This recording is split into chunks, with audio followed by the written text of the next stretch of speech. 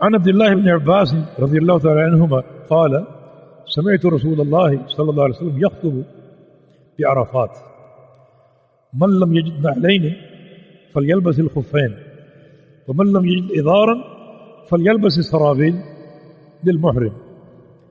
یہ بھی پہلے گزر چکی حدیث. عبداللہ بن عباس فرماتے ہیں کہ نبی علیہ السلام عرفات میں خطبہ ارشاد فرما رہے تھے.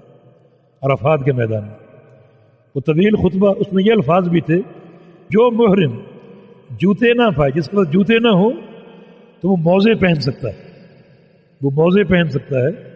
طبعاً وہ شرط پہلے گزر چکی کہ موزے جب پہنے گا تو ٹخنوں کے نیچے سے وہ کاٹ لے گا تاکہ موزہ جوتے جیسا ہو جائے.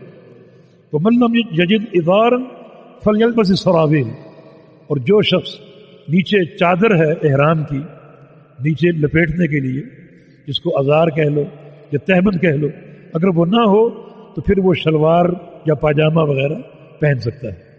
اس میں ایک رخصت اور سماحت موجود ہے شریعت کی. اس دور میں لباسوں کی تنگی تھی، لوگوں میں فقر ہوتا تھا.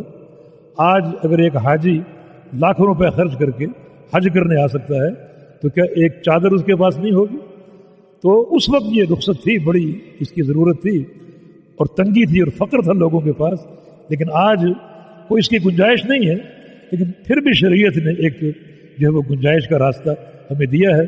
ایسی شکل اگر ہو جائے کہ ایک حاجی کو احرام کے لیے چادر دستیاب نہ ہو تو پھر وہ بصورت مجبوری نیچے کے لباس میں ایک شلوار یا پاجامہ وغیرہ استعمال کر سکتا ہے.